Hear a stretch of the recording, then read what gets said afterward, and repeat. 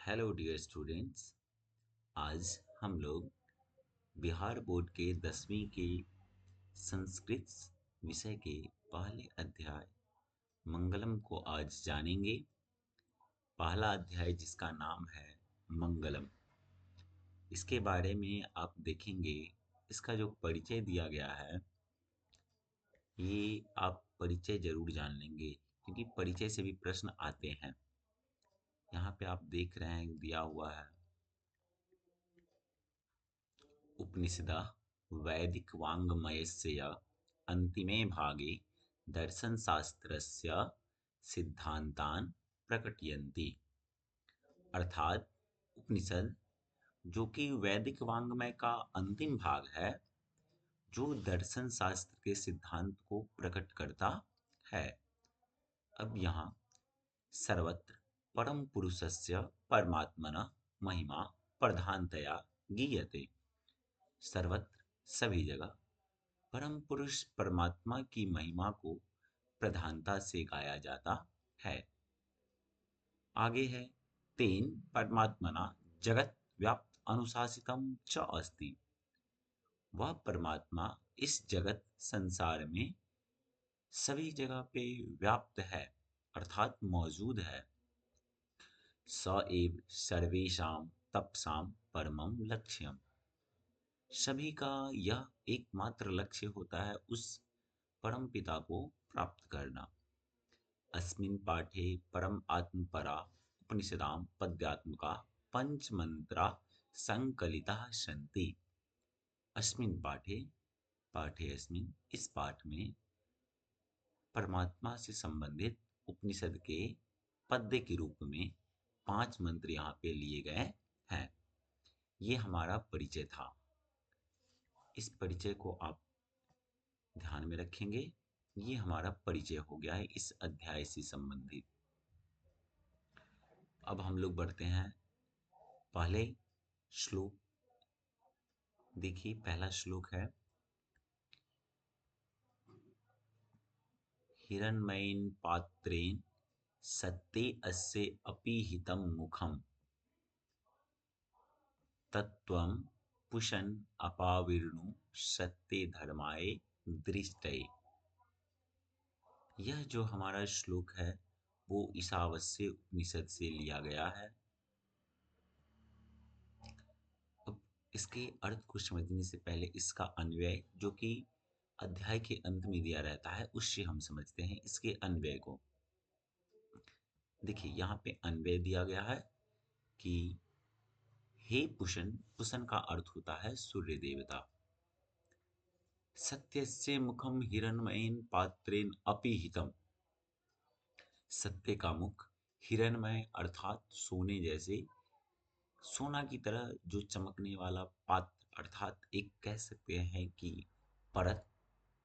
तो हे सूर्य देवता, सत्य का मुख हिरणमय सोने जैसे पात्र से ढका हुआ है। तत्, इसीलिए सत्य धर्म मह्यम, मुझे सत्य धर्म को देखने के लिए, सत्य धर्म की प्राप्ति के लिए उस आवरण को अपाविर्णु हटा दे। ये हमारा पहला श्लोक है, जिसका अर्थ क्या आता है कि हे सूर्य देवता, सत्य का मुख सोने जैसे चमकीले पात्र से ढका हुआ है, अतः उस सत्य धर्म की प्राप्ति के लिए उस चमकीले पात्र को हटा दे। अब हम दूसरे श्लोक की तरफ बढ़ते हैं। दूसरा श्लोक क्या है हमारा? तो दूसरा श्लोक है अनोह अनियान महता महीयान आत्म अस्य जंतु निहिता गुहायाम तम अक्रतु पश्यति वित्तशोक धातु प्रसादात महिमानम आत्मना। यह जो श्लोक है ये कठोपनिषद से लिया गया है। अनु का अर्थ होता है सूक्ष्म, छोटा, और जब उसमें ये सुन प्रत्यय लग जाता है तो वो हो जाता है अनियान, अर्थात जो आप सूक्ष्म कह रहे हैं उससे भी सूक्ष्म। महत का अर्थ होता है महान या बड़ा, और महियान में जब ये सुन प्रत्यय लगता है तो वो हो जाता है महियान। तो यह जो आत्मा है वो सूक्ष्म से सूक्ष्म और विस्तृत महान से महान है, जो जंतु अर्थात मानव के हृदय रूपी गुफा में स्थित है। उस आत्मा के रहस्य को जानकर व्यक्ति इस संसार में कष्ट रहित यानी कि शोक से मुक्त हो जाते हैं। तीसरा जो श्लोक है हमारा,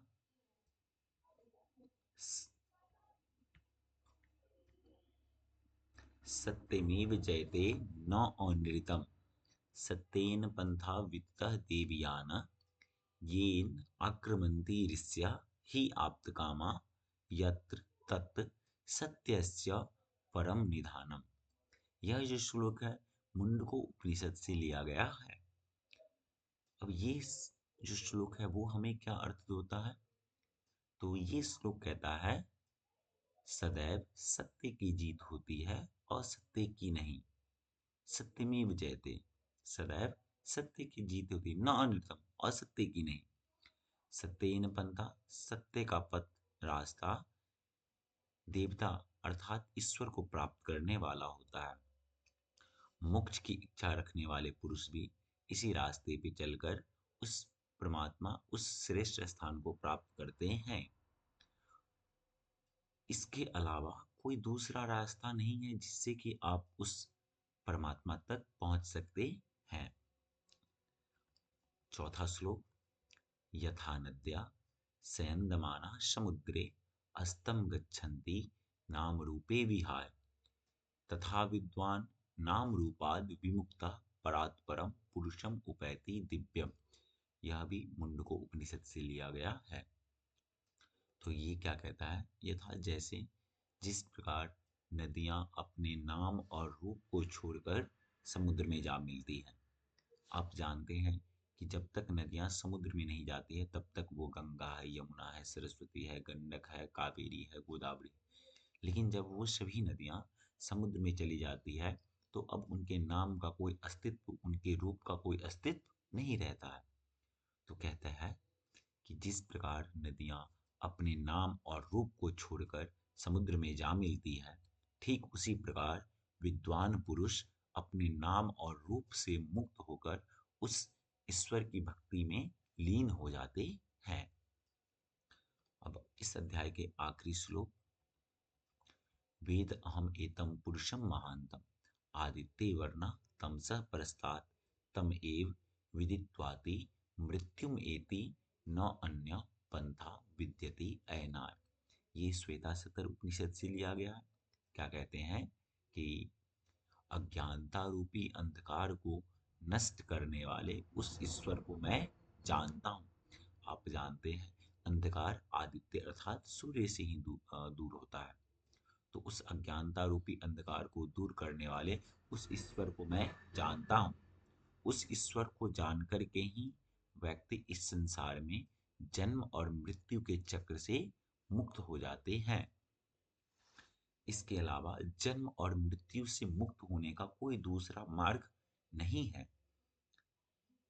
अब इससे बनने वाले कुछ प्रश्न जो आप सुन लीजिए। सबसे पहला प्रश्न आता है कि मंगलम पाठ में कितने श्लोक हैं? तो मंगलम पाठ में 5 श्लोक हैं।